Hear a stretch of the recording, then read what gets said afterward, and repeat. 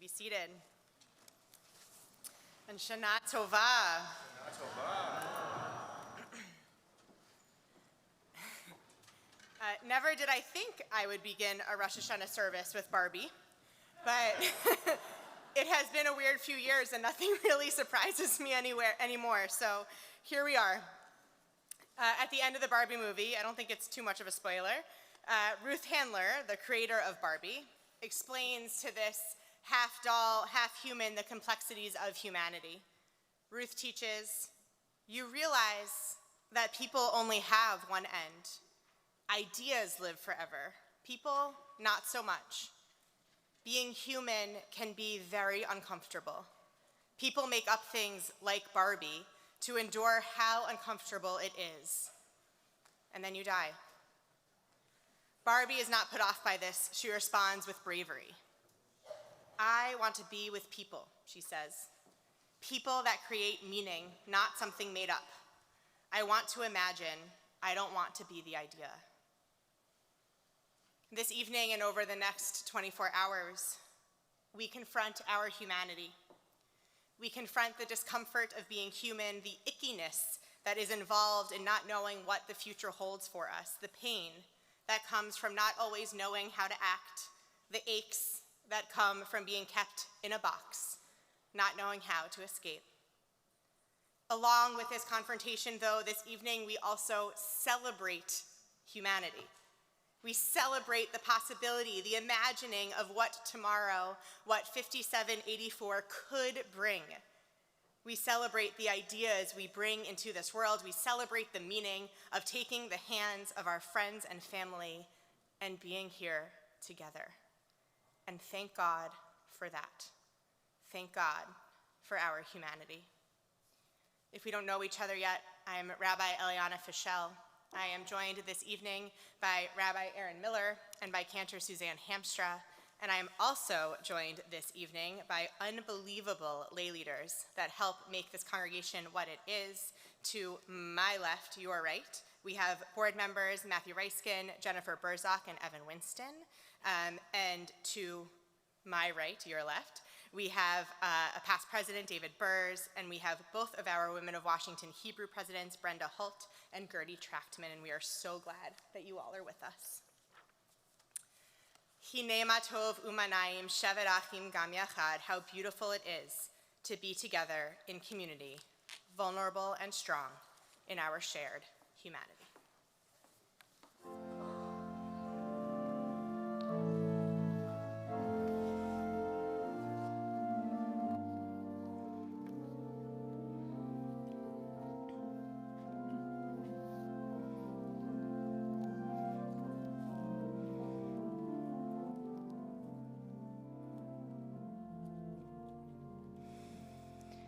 Hine ma tov u'manayim shevet achim gam yachad.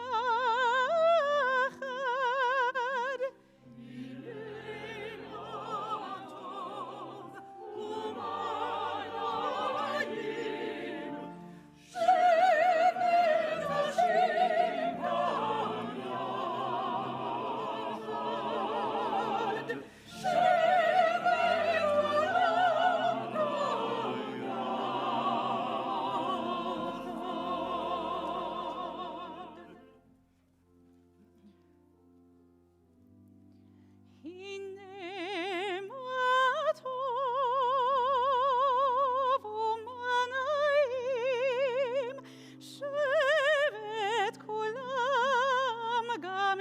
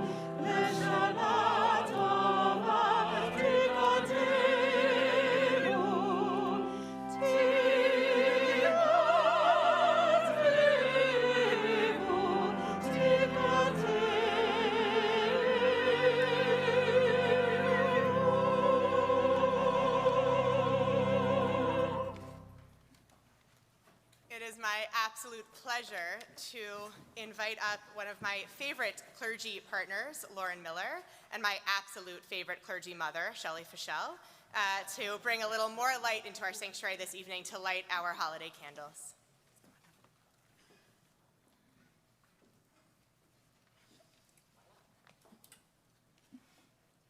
Special visit for Eliana and Tali.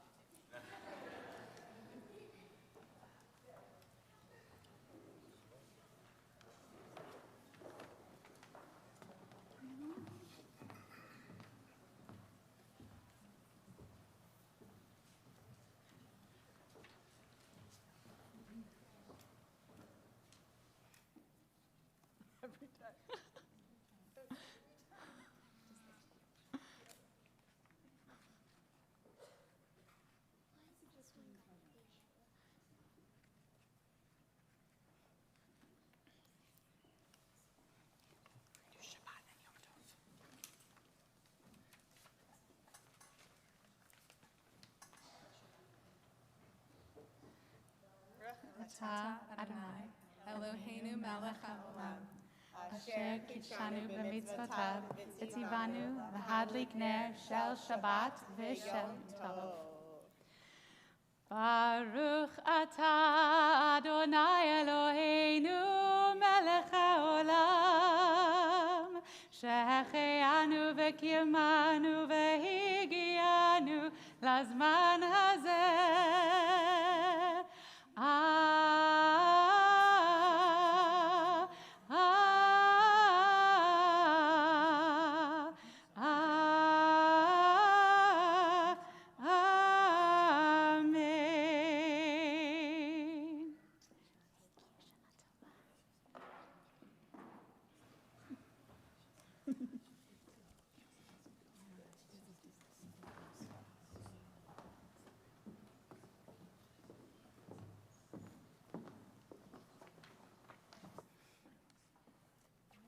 We continue on page 13, and we'll read responsively. This autumn night, the shades of darkness in the sky are signs of earth's turning, the fleeting ways of nature together. And we, drawn together in this holy house, filled with New Year's hope and light, turn our hearts toward you in prayer and worship, seeking life's presence. In the presence of your love, we feel the nearness of those who bless our lives, even in death. Precious memories of their love restore our strength, renew our faith in life's goodness. We acknowledge with gratitude the life you have given us, the bounty that sustains us, your comfort in sickness and sorrow, your compassion in valleys of despair. God of years, God of eternity, bless us now and always. Bless our homes and our families. Be with us in our dreams and in our hopes. Be with us through these days of awe as we search our souls within and seek the lasting shelter of your love. We continue on page 15 as we bless our shofar. Tikeu v'chodesh shofar b'knesset yom chagenu. Tikeu v'chodesh shofar b'knesset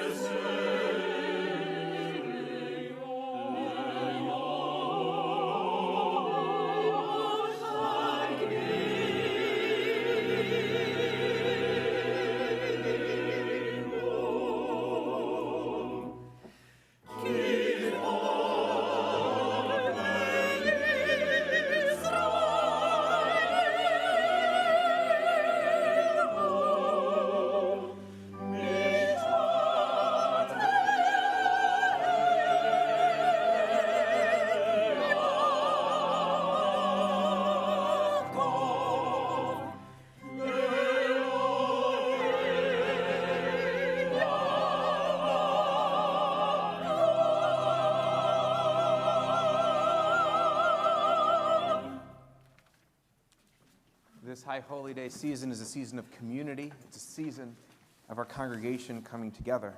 But this is also a time of personal reflection, of looking back at who we were, of looking ahead at who we aspire to be.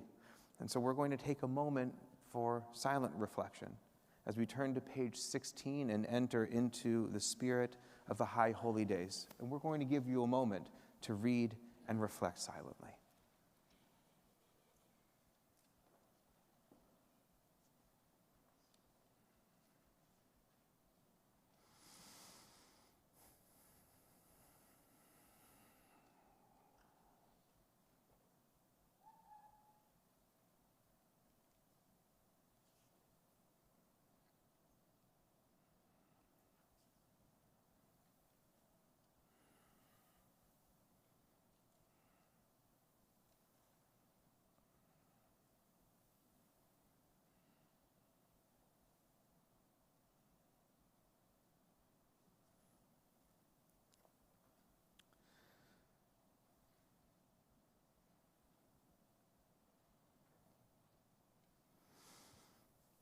I now prepare myself to pray, one soul amidst this holy congregation.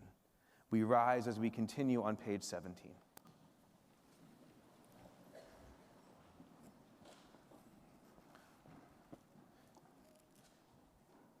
Here I am, so poor in deeds, I tremble in fear, overwhelmed and apprehensive, before you to whom Israel sings praise. Although unworthy, I rise to pray and seek favor for your people Israel, for they have entrusted me with this task. Therefore, God of Abraham, Isaac, and Jacob, God of Sarah, Rebekah, Rachel, and Leah, Adonai, Adonai, merciful, gracious God, who inspires awe, I pray to you for success on my path. I pray for myself and my community. Do not hold them responsible for my wrongs and offenses. May my deeds cause them no shame, and may their deeds cause me no shame. We remain standing as we turn to page 19 and welcome in the new year. Eloheinu v'Elohei Avotenu v'Imotenu Yehi Ratzon, God and God of our ancestors, may we know your blessings in this year 5,784. Eternal One, bless us and the whole house of Israel with renewed life, happiness and peace, comfort and courage, resilience and strength. May the words of our heart be acceptable to you in the new year that stretches before us. We are forever grateful for the gift of life.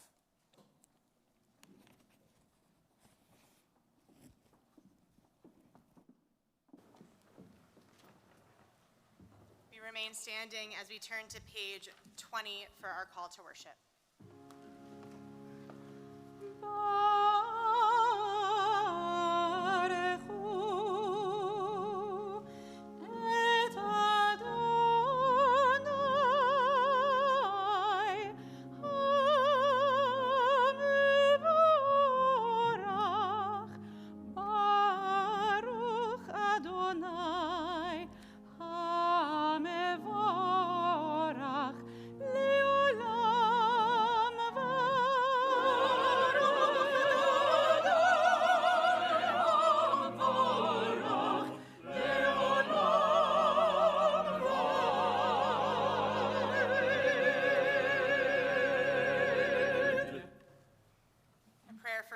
On the bottom of page 23. The quickening of the moon calls us to return, and we gather, seam dwellers on the edge of the earth. As the sun lowers itself into the sea, introspection rises. A sliver cracks the heart of the firmament. The vast blackness an invitation to write ourselves anew. We can bless together. Baruch atah Adonai, hama'ariv aravim. Blessed are you, Adonai, creator of twilight and dusk. Shema Yisrael, Adonai Eloheinu, Adonai Echad.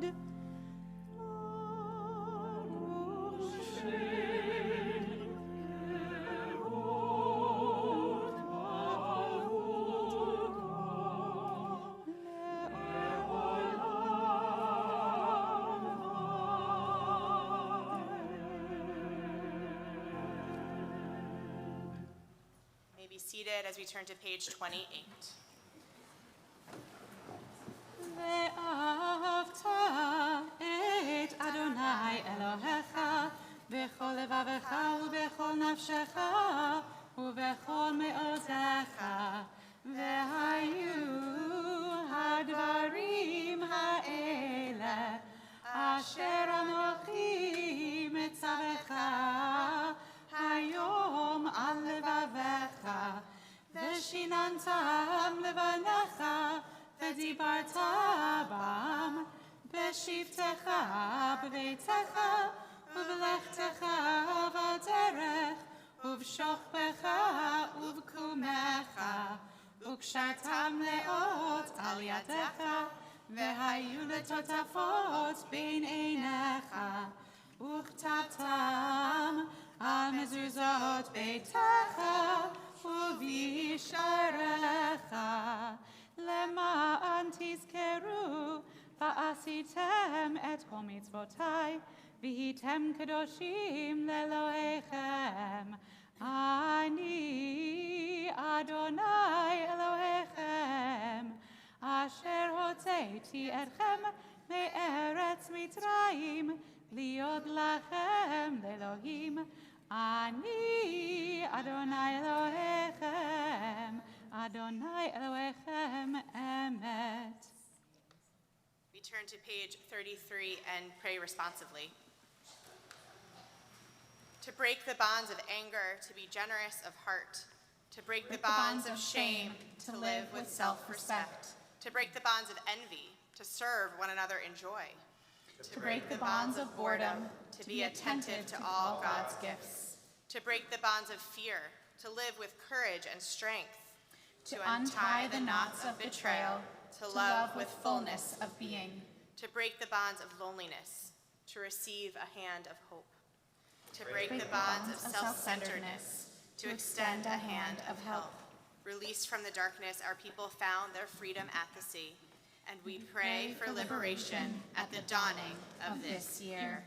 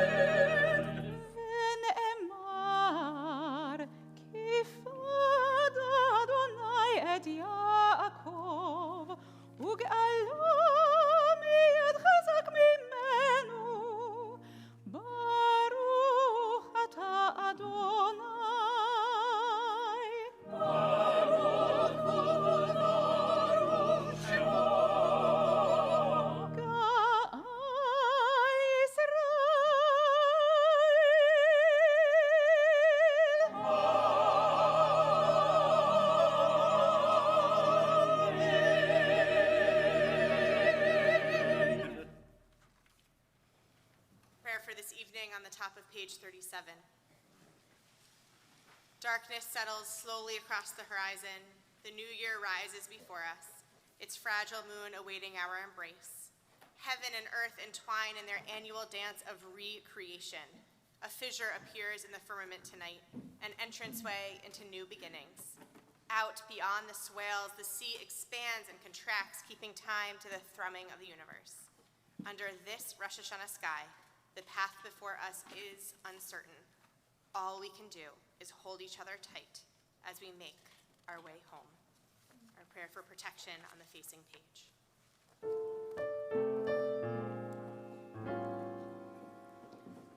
Hashivenu, Adonai Eloheinu,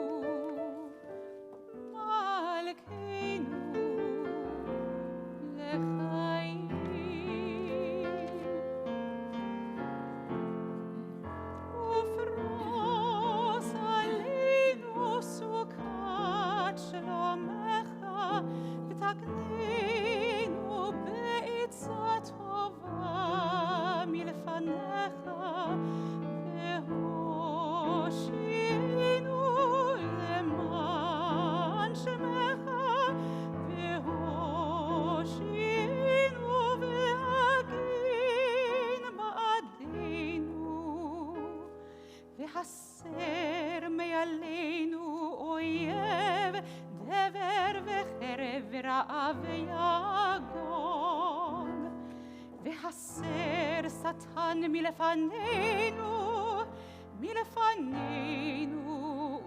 ומאחרינו. השכיבנו, אדוני אלוהינו, בשלום, והעמידנו, מלכנו, לחיים.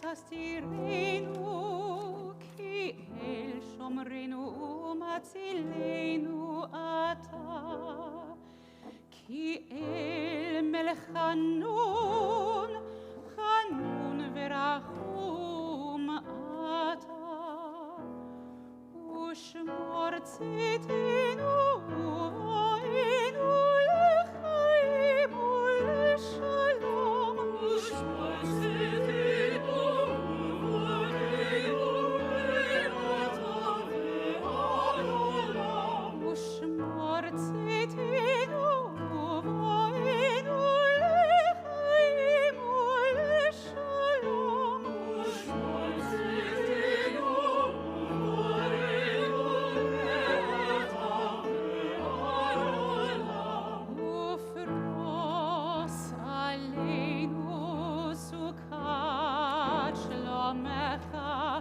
ברוך אתה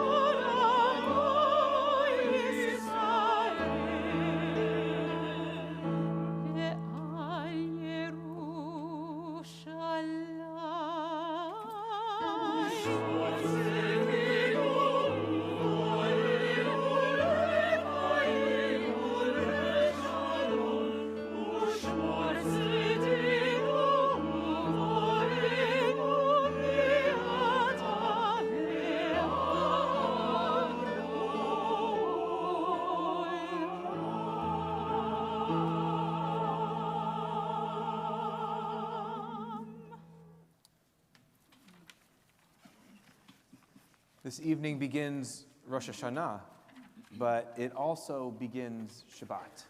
Our blessed sages call this a twofer. But on this moment, as we welcome in the new year, our sages also remind us that the most important holiday might not be the beginning of the new year, but Shabbat itself. Because as we look back at the past year and as we look ahead to the year that awaits us, we are not always defined by the things we do once or twice, but week in and week out. It's what we bring to the world often and not just occasionally that makes us who we are, that shapes us, that molds us. And I pray as we enter into this new year, celebrating also Shabbat, that week after week we bring goodness, wholeness, and peace to those we love. And so we are going to continue with our prayer for Shabbat on page 38 as we join in Vishamar. ושמרו בני ישראל את השבת, לעשות את השבת לדורותם ברית עולם. ביני ובין בני ישראל,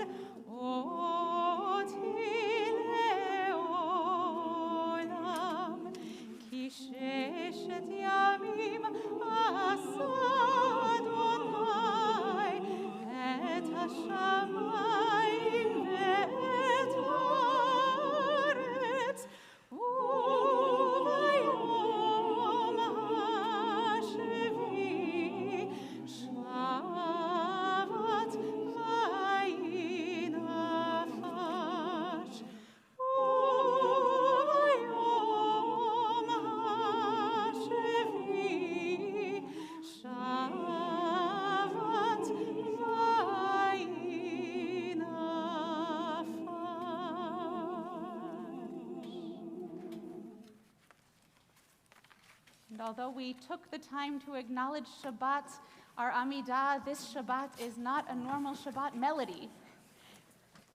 There is a sacred sound to Jewish time. And Shabbat has a different sound than the high holidays. We come back over and over to our Misinai melody, yai, lai, lai, lai, lai, lai, and just as this sound is emblematic of the holiday, of the season, there is a different sound for our Amida. Hopefully it is a little bit familiar from last year. Hopefully as we make our way through the holidays this season, it will become more and more familiar, and you will join in as soon as it becomes even the slightest bit familiar. But as we mark this season, we mark it with special sounds, we mark it with special words. And so we rise on page 42 for our Amida.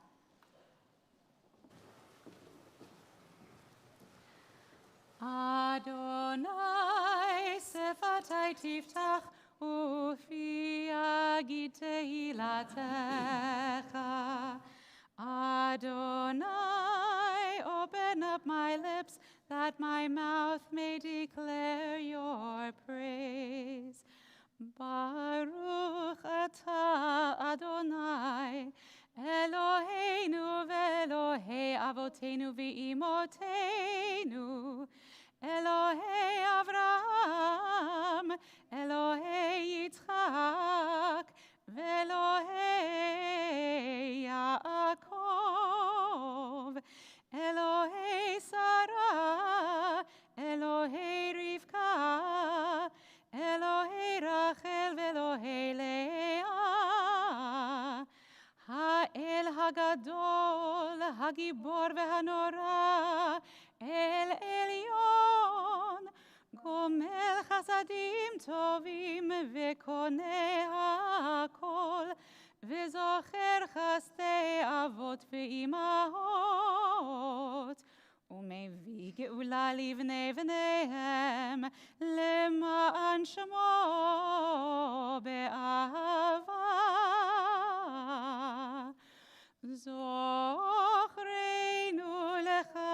לחיים, מלך חפץ בחיים, וכותבנו בספר החיים, למענך אלוהים החיים. מלך עוזר ומושיע ומגן, ברוך אתה אדוני, מגן אברהם ועזרת שרה. אתה גיבור לעולם אדוני, מחיי הכל אתה רב להושיע, מוריד הטל, מכלכל חיים בחסד, מחיי הכל ברחמים רבים, סומך נופלים ברופא חולים, ומתיר אסורים, ומחיים אמונתו לשני עפר. מי כמוך בעל גבורות, ומי דומה לך, מלך ממית ומחיה, ומצמיח ישוע.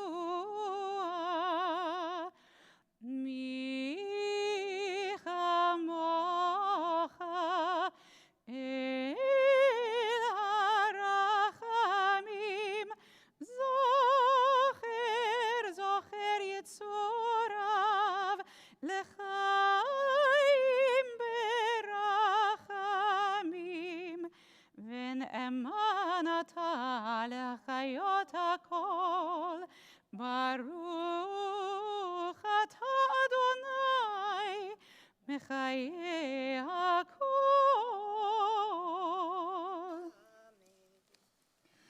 אתה קדוש קדוש ושמך קדוש, הקדושים בכל יום יהללוך סלע. Continue on page 52. In the middle of the page, we can read together. You are holy, your name is Ah. There is nothing divine beyond you. As the prophet Isaiah taught, the source of all might is exhausted through justice, the God of all holiness made holy through righteousness. Baruch atah Adonai, HaMelech HaKadosh. Please be seated.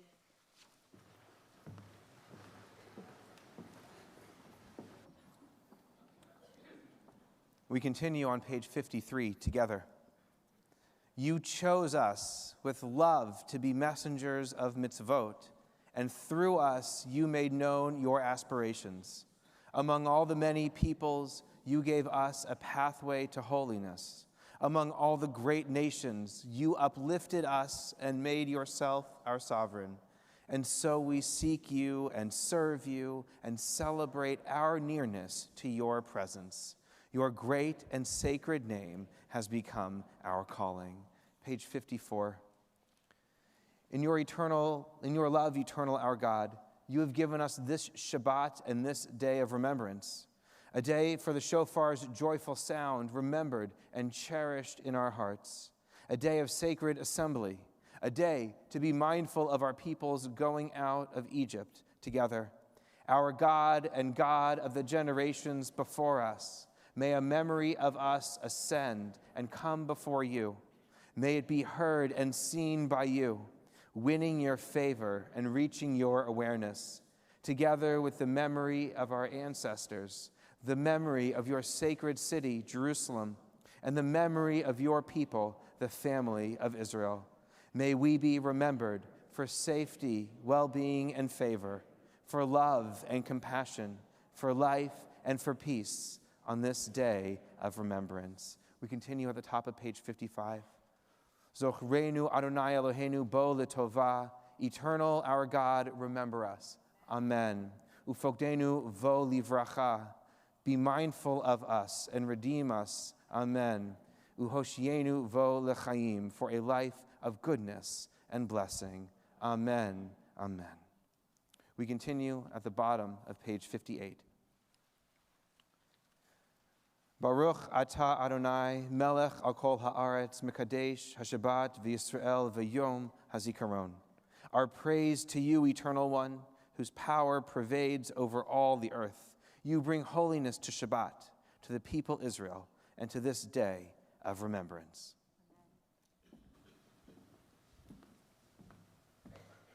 On the top of page 59. Help me to serve you truly with purity of heart. When I hear hateful or degrading speech, let me focus on good words and worthy thoughts. When my worst instincts cause me torment, teach me to care for myself and for others. In rough waters and misfortune, let me harbor patience and strength. Make my soul a sanctuary that your light may dwell within me. Align all my acts in pursuit of goodness, so may I be a vessel of holiness, serving you with purity and truth.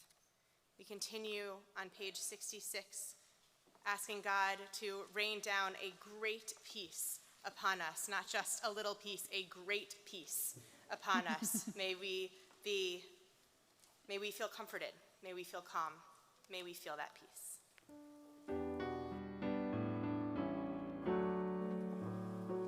Shalom Rav al Yisrael Amcha Tasim Leolam.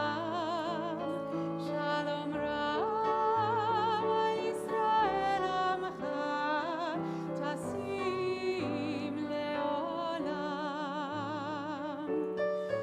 Ki ata hu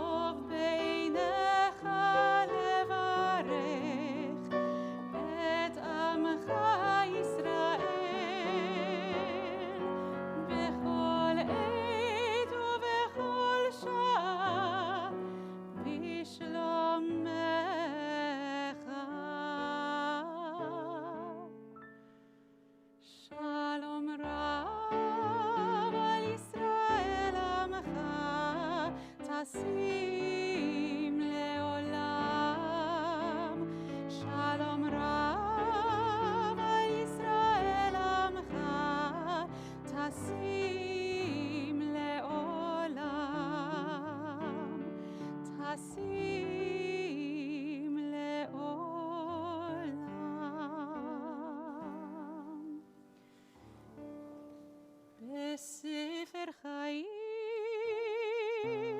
ברכה ושלום ופרנסה טובה. בספר חיים ברכה ושלום ופרנסה טובה.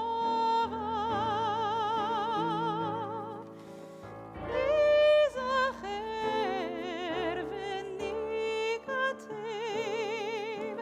לפניך.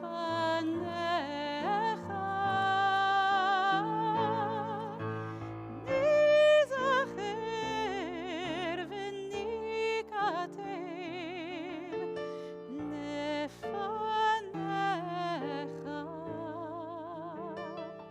אנחנו וכל עמך בית ישראל. אנחנו וכל עמך בית ישראל.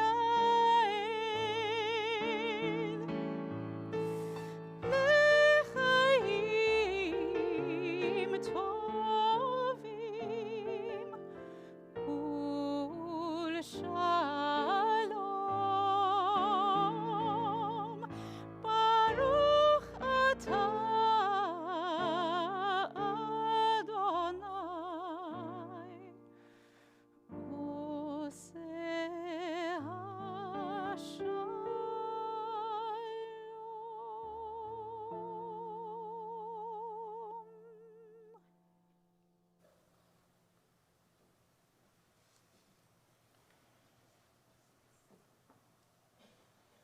The Quiet World by Jeffrey McDaniel. It's not in your books. In an effort to get people to look into each other's eyes more, the government has decided to allot each person exactly 167 words per day.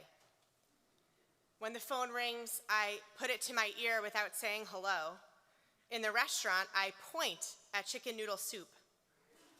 I'm adjusting well to the new way.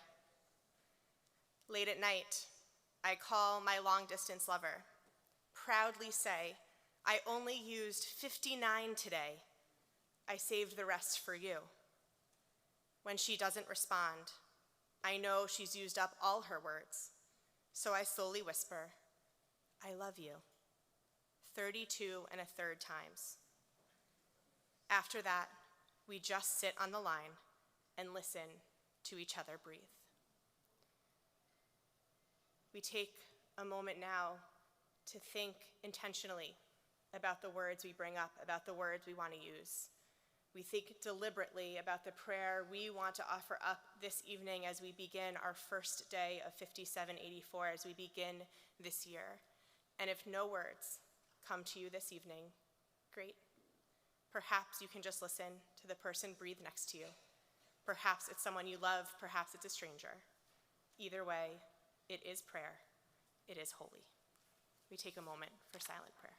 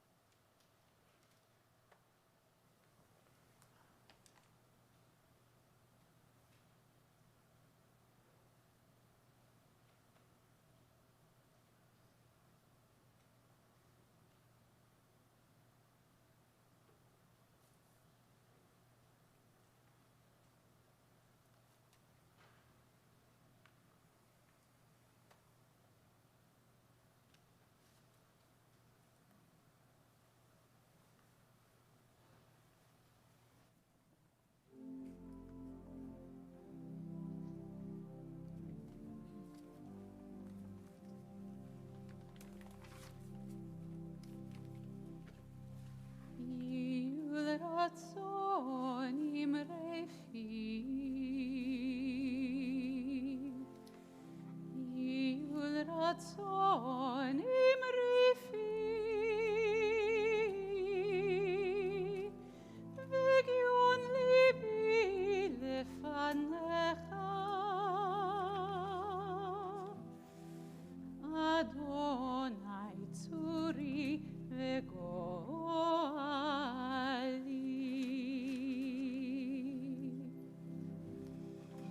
Oh, may the words of my mouth,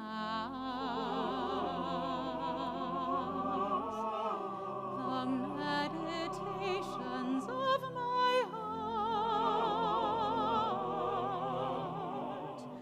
be acceptable before you,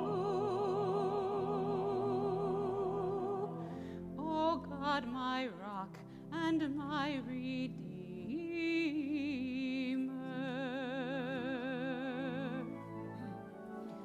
Ose shalom bimromah, uyase shalom aleinu, ve'al kol Yisrael,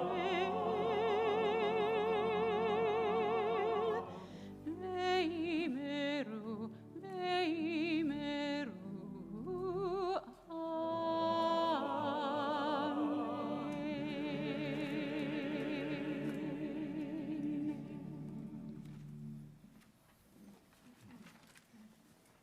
We rise as we turn to the bottom of page 75.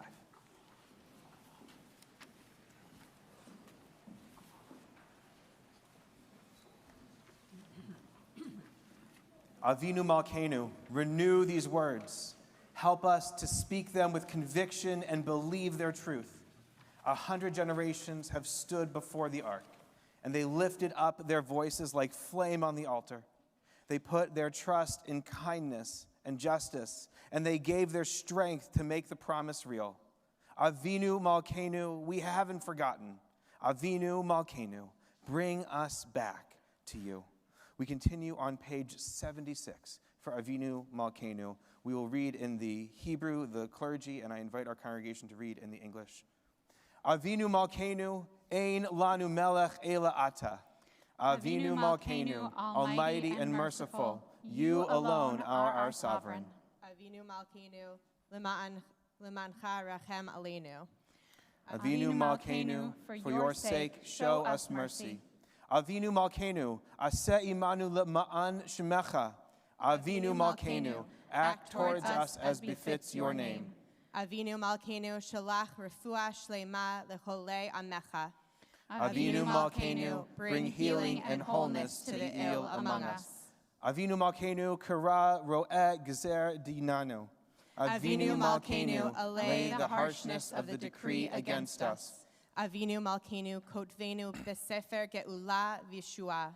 Avinu Malkanu, inscribe us in the book of redemption and renewal. Avinu Malkanu, zochrenu b'zichron tov lefanecha. Avinu Malkanu, remember our goodness and call it to mind. Avinu Malkanu, aseh lema'ancha lehoshienu. Avinu Malkanu, act for your sake and save us. Avinu Malkanu, shema kolenu. Avinu Malkanu, almighty and merciful, hear our voice. Avinu Malkanu, chatanu lefanecha. Avinu Malkanu, we have strayed and sinned before you. Avinu Malkanu, chamol alenu va'al ol alenu v'tapenu.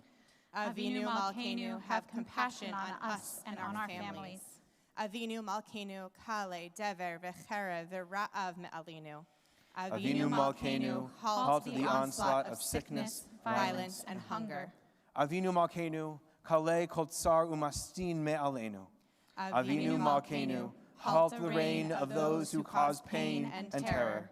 Avinu Malkanu, kotvenu besefer chayim tovim. Avinu Malkanu, enter our names in the book of lives well lived. Avinu Malkanu, chadesh alenu shana tova. Avinu Malkanu, renew for us a year of goodness. Avinu Malkanu, chonenu va'anenu, ki ein banu ma'asim aseh imanu tzedakah v'chesed v'hoshienu.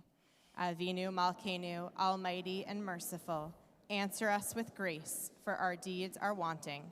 Save us through acts of justice and love.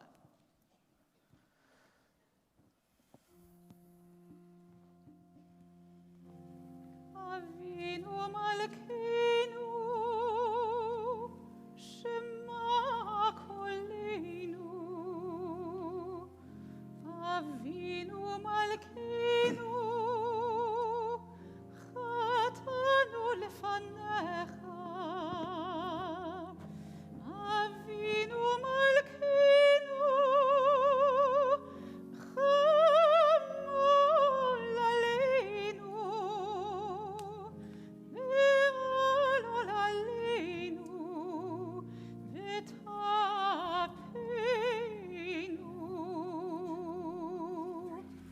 Avinu Malkenu, Kal Kerem, Ve'kerem Erav, Me'aleinu. Avinu Malkenu, Kal Echosam, Umastin, Me'aleinu. Avinu Malkenu,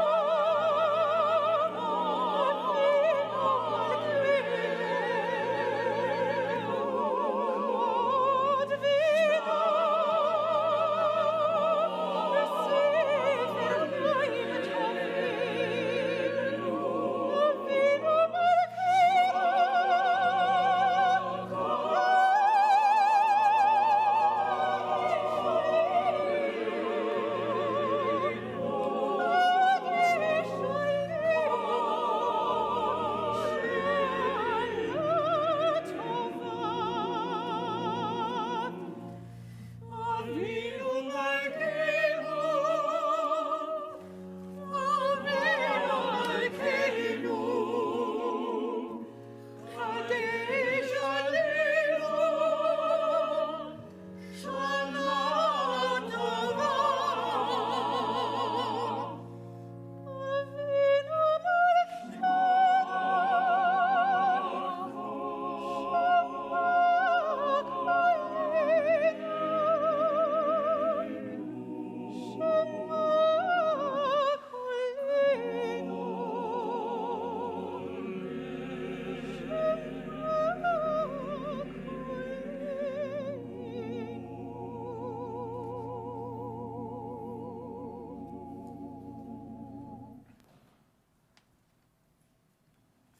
Please be seated.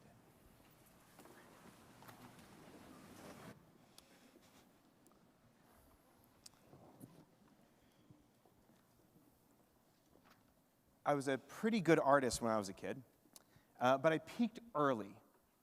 When I was in preschool, all my friends were doing the head with the legs coming out, and I was already on to stick figures. Somebody in first grade taught me how to do those three-dimensional cubes. I moved on to those. But that's basically where I plateaued. Fast forward decades, that's my level of artistic talent. And so I go to art museums, as many of you have, and I am blown away by what's on the wall. Has anybody seen a Rembrandt in person? Anybody seen a Vermeer in person? How can something like this come from the human mind and human hand? It boggles the mind. And then there's other art that I pass and celebrated in the world, and I wonder, I'm not totally sure, but I wonder maybe I could do that. So I ran that idea by somebody who actually appreciates modern art, which is not yours truly. And he said, you know, you can't do that. You think you can, but you can't. To which I said, there's one work of art that I passed where, no kidding, somebody put a banana on a wall. So just to prove to you that I have the artistic talent it takes to do some modern art, though not all of it, I have my banana. I have my tape. We're going to put it right here. Let's just do this for a second. All right. Look at this. So the amazing thing about this work of art, it was at Art Basel a few years ago in Florida, is that not only did somebody put a banana on a wall, but it sold for $120,000. And so look, our podium is now worth $120,000 more than it was about 2 minutes ago. Amazing. Thank you. So look, there's some art that clearly any of us can do. There's other art that blows your mind. And for most of Jewish history, our story has been told and celebrated and defined by the people who do incredible, mind-boggling things. Right? And we have Moses, who led the Israelites out of Egypt. Deborah, the wise judge and justice. We have David, who led our nation into battle. We have Jacob, the third patriarch, the father of the 12 tribes. And here in this moment, on Rosh Hashanah, we celebrate and read the story of Abraham, in a story that if you celebrated Rosh Hashanah, you may be familiar with. If you weren't paying attention last year, I'll give you an overview. And come tomorrow, because we're going to read the story. So the way the story goes, God calls to Abraham and gives Abraham a task, a sacrifice to make. God says, I want you to sacrifice your son, Isaac, in a place that I will show you. And so Abraham wakes up the next morning, gets his son, Isaac, and they go for a really awkward walk. You think you've been on an awkward walk with your dad? Nothing compared to the 3 days that Abraham and Isaac were walking. And what do they talk about for 3 days? Right? So they get to Har Moriah. Abraham binds his son Isaac. You know the story. He's standing over his son, and God says, no, but Mazel Tov. Right? I don't want you to do what I asked you to do, but you just did the incredible, the unbelievable. You just did what no other person has done on the face of the earth since the creation of the world. Congratulations, Abraham. You've become a patriarch. I'm paraphrasing. Congratulations, you become a patriarch. That's how Abraham becomes a patriarch. But what about the other side of the knife? Because remember, my Jewish studies majors, that Isaac is a patriarch too. He's a second patriarch. So what does Isaac do to become a patriarch? This is a really interesting question, especially when you compare it to Abraham's resume, which is a mile long. Isaac's resume is really thin, right? Isaac, he gets married late. There's no shame in that. He makes a modest living. He has 2 kids, which by biblical standards, that's underachieving. He never leaves the promised land, right? So Abraham, we know why Abraham becomes a patriarch. Isaac, what does he do? And I love this question, what does Isaac do? Because I can promise you, you go back a couple hundred years, rabbis were not asking, what does Isaac do? Because that just wasn't an interesting question, right? And growing up in Alabama, which was decades ago, I don't know if this is still the case. I hope it is. When you met somebody new in Birmingham, Alabama, the question you would ask is, anybody guess? Where do you go to church, right? Where do you go to church? And that was a very important question, because if you went to Megachurch Highlands, the non-denominational megachurch, that said something about you. Also, if you went to the Unitarian church on the other side of town, that said something about you. Here in Washington, D.C., I'm looking around at some of the most celebrated, accomplished people I've ever met, that our nation's ever seen. And what's the question that people ask when they meet you in Washington? What do you do? Oh, and if you can figure out where they went to college, not that you have the chutzpah to ask, but you can kind of tease it out, even better, right? Even better. What do you do? Now, you go back to Abraham, Isaac, Jacob. You talk to Sarah, Rebecca, Rachel, and Leah. Nobody was asking, what do you do? You know why? 98% of society, that's a real number, 98% of society were farmers, right? It was the least interesting question. You would never get the bubbies sitting around the mahjong table and the Zadis sipping the schnapps, bragging about their grandson Pinchas, who just got promoted to potatoes. Because everybody was doing potatoes or cabbage. It didn't matter, right? So then how did the least interesting question you could ask about somebody become the most defining question of our day? So I want to share with you a little bit of non-Jewish theology. We're going to do a keep it off situation, all right? This is not Jewish, but very important for us as Jews today. People who've studied this, Megan O'Giblin wrote a book about, of all things, the evolution of work and AI, which I'll talk about in just a moment briefly, but she actually traces the rise of this question, what do you do? Keep it off, by the way, right? To the Protestant Reformation. And profound religious shift that did not happen in the Jewish community, but defines the waters in which we swim, which is nobody was quite certain where you were going to go in the afterlife. And that's a very important thing to be certain about, right? No one was certain. There was this idea of predestination. Some people were destined, this is not Jewish. Some people were destined to go somewhere. Other people were destined to go somewhere else. How did you know who was who? Well, you could look for signs. You could look for signs. And here were the signs. If you sacrificed a lot, if you made a good living, if you built up a business, if you were successful here in this world, that was a pretty good indication that you'd be all right in the world to come. The problem is, pretty good is not quite good enough when it comes to eternity, right? I mean, if you're at the edge of the ocean, you're about to get in the water, and the lifeguard says, hey, excuse me, we've seen a bunch of sharks. You should be fine. Just wanted to let you know. No one's going for a swim, right? So while this Protestant work ethic, this is not Jewish, but while this Protestant work ethic has brought industry and technology and civilization that we all enjoy and take for granted, it has come with a heavy, heavy side effect of insecurity, because nobody knows for sure, right? You just can't know. And that insecurity lasts and has grown since then. And, this word insecurity, it's an interesting word. We're going back into Jewish mode. Insecurity was not even a word in the English language until about the 17th century. Hadn't even entered the dictionary. So you go back just a couple hundred years. Insecurity wasn't even a word. You fast forward to then President Roosevelt in the 1930s, and he's talking about insecurity as the defining economic driver of our entire economy. It is insecurity that drives everything that we do. And that was in the 1930s, right? You fast forward, and that insecurity today, that's in hyperdrive. It's in hyperdrive. I'm looking around. Not everybody here is working. Some of you have retired. Some of you didn't work as much. But what do a lot of people do when faced with that insecurity, when you don't know what's going to happen? I'll tell you what you do. You look at U.S. News and World Report, and you get into the best college you can. And then afterwards, you get into the best grad school you can. You get credentialed as much as your finances or debt appetite allow, right? And then you go into the workforce. And you don't know when your company might downsize. What's going to happen to you, right? Especially if you're the new guy or girl in. You don't know if an economic shift is going to wipe out your industry. Or if you're on the other side of your career, you don't know if some pipsqueak is going to come with a new set of skills that's completely replaced what you've spent your whole life building. You just don't know. And mind you, that's before AI even enters the conversation. I'm not going to talk about it at all today, other than to say I've spoken with too many doctors, too many lawyers, too many of the smartest people I've ever met who have said in just the last year how worried they are, because you just don't know.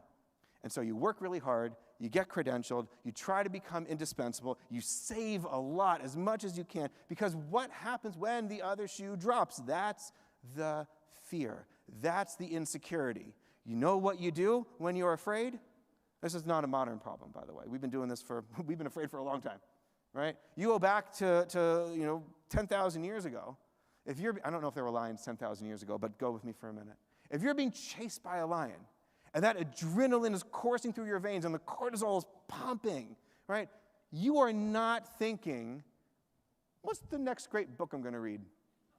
Or, it's been a while since I've been to Washington, Hebrew. I like that place. It grounds me. It centers me. No. If it doesn't help you run further and faster, you are leaving it behind. Right? And that leaving behind has led to the single most profound religious shift that has taken place in our country since its founding. Listen to this. In the past 25 years, I'm looking around, many of our lifetimes, 40 million people have left religion. 40 million, and this is just in America, right? That is New York City 4 times over, have just walked away, have stepped away. Every year, between 6,000 and 10,000 churches, synagogues, mosques, houses of worship are closing in America. Every single year. That's about 25 to 27 a day, right? Why is this happening? Why are people leaving these isms, Judaism, Hinduism, Catholicism, Protestantism, the isms that have defined and shaped and molded and grounded and given meaning and purpose to human life. Why have we been walking away from these things by the millions? And it's not because of evolution or technology or scientific discovery or wokeness or ultra-conservatism or that atheist you met in college. It's not because of a crisis in faith. Listen to me. It's because, as religion scholars have pointed out, our entire society revolves around two things: your professional and your economic success. And if the thing in front of you does not lead to those two goals, 40 million people, not you because you are here, but 40 million people have walked away. What we do, it's the waters we swim in, even if you don't see it. If it does not allay that insecurity, millions of people are throwing it off the boat. Right? That's what happens when you are afraid. That's what happens when you sacrifice so much of your time and your life towards just one thing. And so I want to go back to our sacrificer in chief. I want to go back to Abraham, because Abraham sacrifices over and over and over again. I've told you about the binding of Isaac, but for those of you who've read the book of Genesis, highly recommend, right? For those of you who've read the book of Genesis, you will know, and our rabbinic tradition teaches, that Abraham sacrifices many, many times. Abraham's life begins with God calling down to Abraham and saying, Lech lecha, I want you to go from the place where you are, from everybody you know and love, from your work, from your career, from everything you've built. Abraham is 70. I want you to go and leave it all behind. And what does Abraham do? He does it. Another sacrifice. Don't recommend this either. Abraham circumcises himself at the age of 99, right? God says, I need this from you. And Abraham says, yes. And so by the time Abraham gets to the binding of Isaac and the knife is over his son, Abraham has already sacrificed so much. Who's surprised that Abraham sacrifices yet again? But here's the rub, is that you cannot sacrifice your way to security. You cannot sacrifice your way to safety. You cannot sacrifice your way out of being afraid, hard as you and I have tried. So we know why Abraham becomes a patriarch, right? He does great and big and mind-boggling things, but Isaac becomes a patriarch too. So what does Isaac do? What does Isaac do? Isaac is the first person in our Bible. Do you know this? To bless his children. Isaac is the first person to bless his wife. Isaac is the one who makes peace where there is war. Abraham has tried to ascend each rung with one sacrifice after the next, and maybe you have too. Not because you are a bad person, but because we are working so much, and because that's how we define what's safe and unsafe, where we're secure and where we are insecure. The problem is you could be on this rung of the ladder, or on this rung of the ladder, or on this rung of the ladder, or on this rung of the ladder, and you can get to the top of that ladder, and you might still feel just as insecure, and I talk to people all the time, just as insecure as you did down below. The problem with climbing the ladder of success, and I want to just be very clear here, I love my work. I love my work. I love what I do. I love you all. I love my colleagues. I love this congregation. But what our reading on Rosh Hashanah teaches is you can get to the top of that ladder, and it's not very tall. It's not going to come with that sense of safety and security and peace that you've been working so hard to build, right? Abraham gets here. Isaac teaches us, follow me for a minute. Isaac teaches us that there is a higher ladder that you can climb. Are you blessing your children? Are you blessing your partner? Are you bringing peace to the world? Abraham's ladder stops there. Isaac becomes a patriarch because he's climbing something higher. And so, what ladder are you climbing? The American theologian Thomas Merton says that one of the great tragedies of American life is that we can climb the ladder of success only to get to the top and realize what? That's leaning against the wrong wall. And I'm not against climbing that ladder. I'm saying you got one life, climb a ladder that goes a little higher, right? That's Isaac's message to you and me. Isaac is the one who looks up. Abraham is looking down, but Isaac is the first patriarch to look up. And what does Isaac see, our rabbis teach? Isaac looks past the knife and past his father. Isaac sees the Shekhinah, God's presence itself. At the top of Isaac's ladder is God. At the top of Isaac's ladder is something holy. And if you only have one life to live, if you only have one ladder to climb, climb something holier. Climb something that'll take you higher than everything else could. And so I want to share with you, as we wrap up, a conversation I had with one of Washington's most celebrated lawyers. He shared with me that for all of the success that he had, for all of the awards that he has enjoyed, for all of the impact that he's had on the Washington, D.C. legal community and internationally, he said, my life has always been more than my work. My work has been one part of what I do. But what makes me the man I am, and what can make you the person you are, is to make sure that work remains one part of a life that is so much bigger.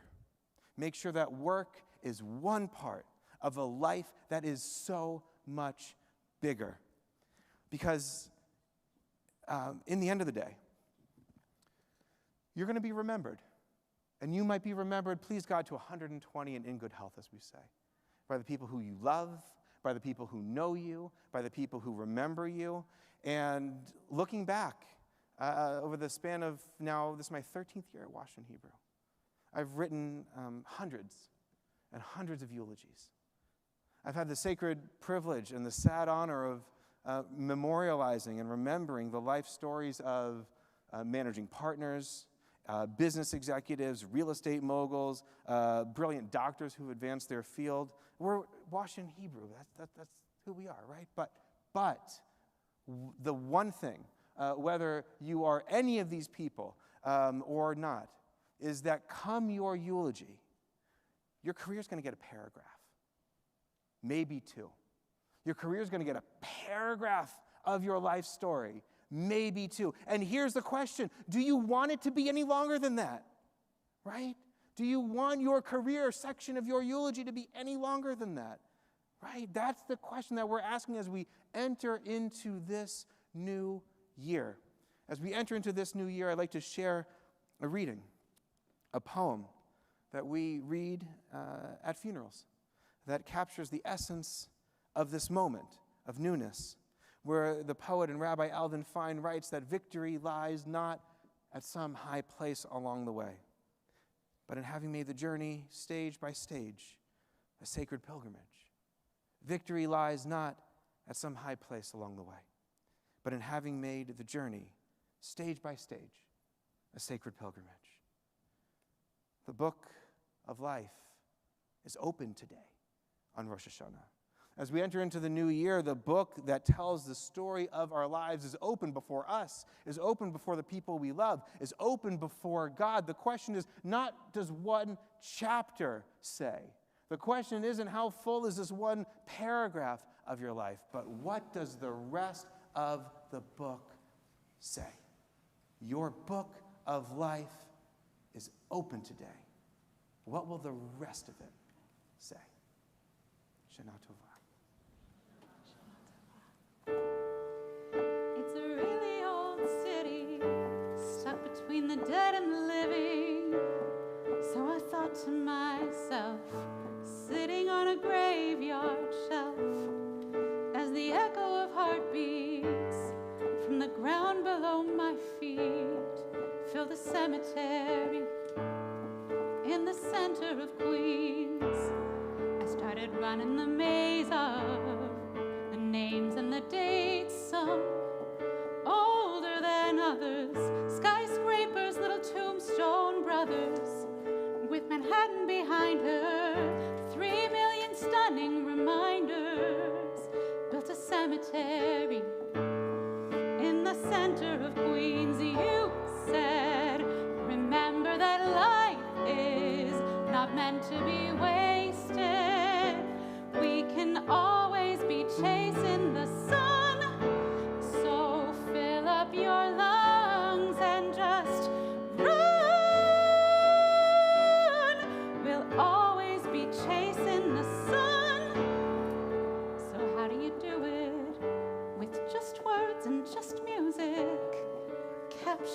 feeling that my earth is somebody's ceiling? Can I deliver in sound the weight of the ground of a cemetery in the center of Queens? There's a history thrower sent to us as a gift from the future to show us the proof.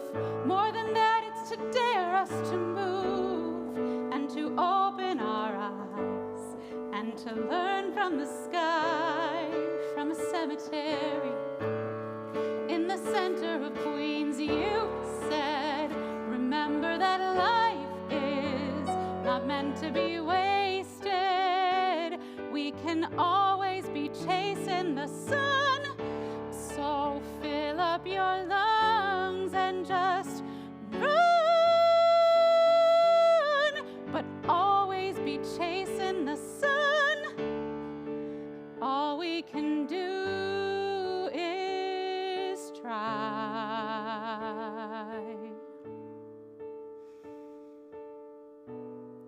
And live like we're still alive.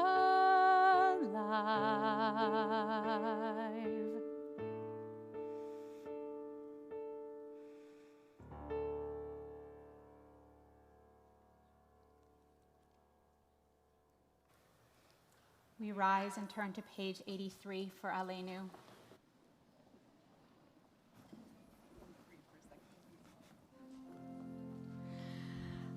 עלינו לשבח לאדון הכל, לתת גדולה ליוצר בראשית, שלא עשנו כגויי הארצות, ולא שמנו כמשפחות האדמה, שלא שם חלקנו כהם, וגורלנו ככל המונם. ואנחנו קוראים ומשתחווים ומודים לפני מלך מלכי המלכים הקדוש ברוך הוא. ונאמר והיה אדוני למלך על כל הארץ ביום ההוא, ביום ההוא יהיה אדוני אחד ושמו אחד.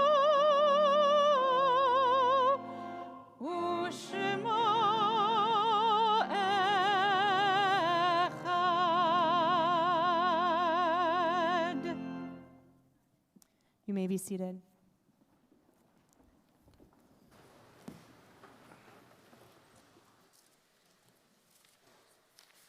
We've come to the section of our service where we think of memory, where we think of those lives that we have lost, those lives that were so much more than that paragraph, those lives that impacted who we are, who taught us how to be who we are, who loved us, and who dedicated their lives to making this world just a little bit better.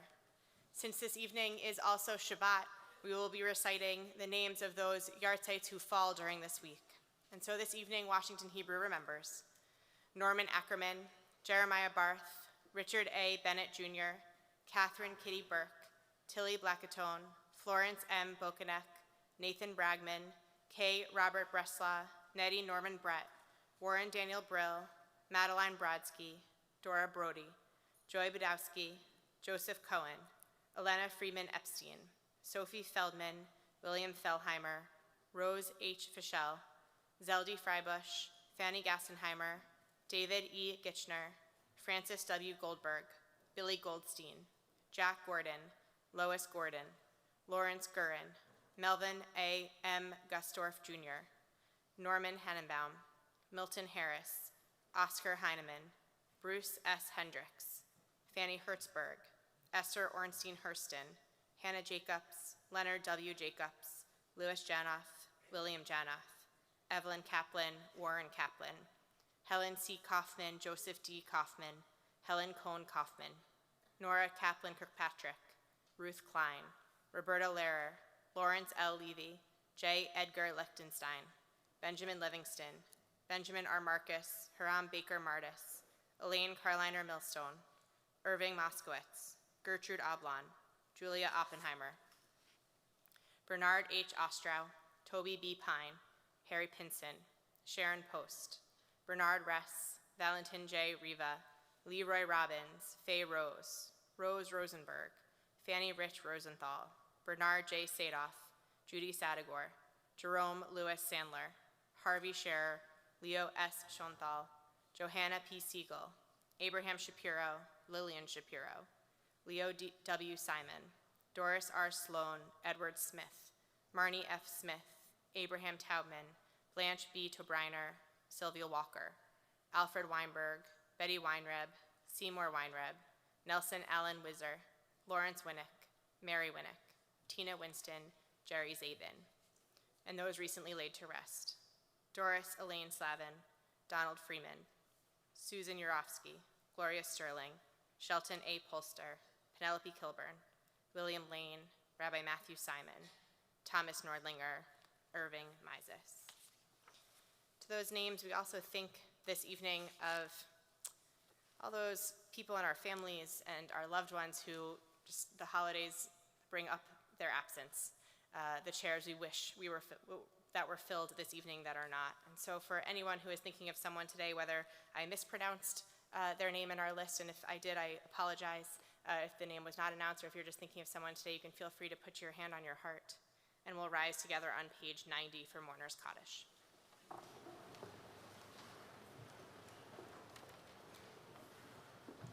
Yitgadal v'yitkadash shemei Rabbah, ve'alma divrach hirutei ve'amlich malchutei, v'chayechon uvyomechon uvchaye dechol beit Yisrael, ba'agala uvizman kari v'imru amen. Yehe shmei Rabbah mivarach leolam ulalmei almaya, yitbarach v'yishtabach v'yitpa'ar v'yitromam v'yitnaseh, v'yitadar v'yitaleh v'yitalal shemei dekudasha b'richu. Le'ela ule'ela mikol birchata v'shirata, tushbechata v'nechemata, za'amiran be'alma v'imru amen. Yehe shlama Rabbah min shemaya, v'chayim Elenu ve'el kol Yisrael, v'imru amen. Oseh shalom b'mromav, hu ya'aseh shalom, Elenu ve'el kol Yisrael, ve'el kol yoshvei tevel, v'imru amen. May the source of peace bestow peace on all who mourn, and may we be a source of comfort to all who are bereaved. And we say together, amen. You may be seated. In just a second, we will bless our wine for Kaddish, but and join together in our closing song and closing prayers. But before we do, just a few announcements, which is we have a few services tomorrow if you want to continue to celebrate Rosh Hashanah, and we so hope that you do. Both here and at our Julia Bindeman Suburban Center, we have a toddler service at 9 a.m. for our cutest, congregants. We have congregational services at 10:30 in both locations, and then we have a family service just here at 1:30. And so we hope to celebrate with you at any number of those services. I also should have mentioned there's a 22:39 service for 20s and 30s in about a half hour in the chapel if you want to keep going. Come hang out We'll with be us there. more. But many ways to celebrate, and it's just so wonderful to be all with you and to celebrate with you. And we are particularly grateful to these wonderful leaders behind us who make it really easy for us to be clergy of Washington Hebrew. Each of you do, but we are particularly grateful this evening for Evan Winston, you're on this side, Evan Winston, Jennifer Burzak, and Matthew Reiskin, as well as David Burrs, Brenda Holt, and Gertie Trachtman. Thank you. Thank you for being with us this evening and for all you do for Washington Hebrew. We join together in Kaddish for Rosh Hashanah and for Shabbat on page 79. It's a mouthful. Get ready.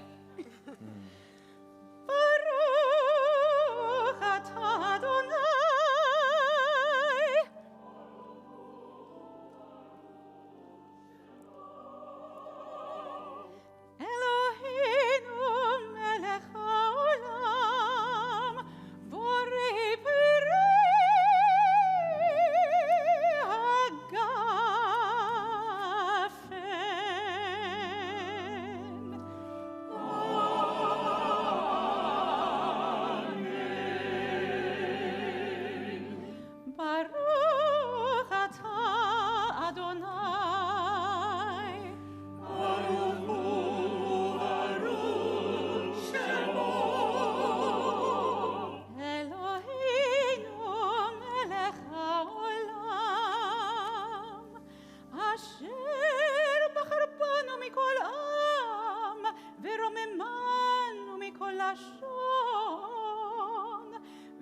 וקידשנו במצוותיו.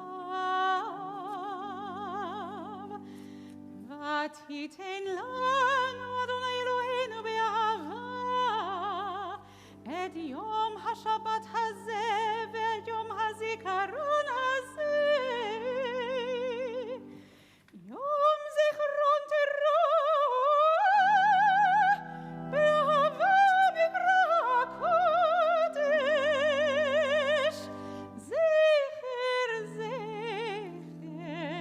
ליציאת מצרים.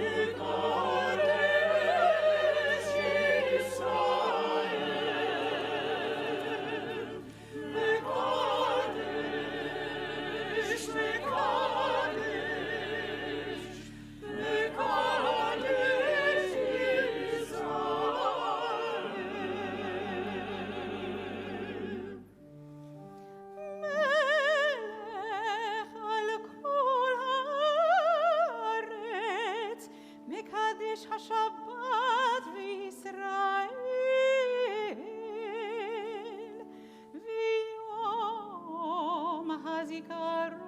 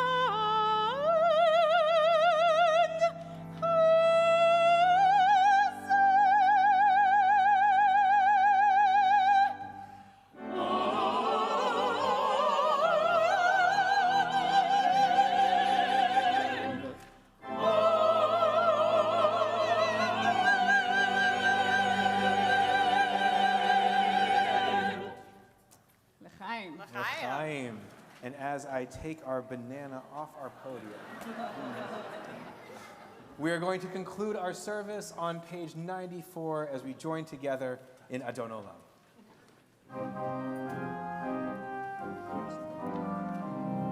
Adon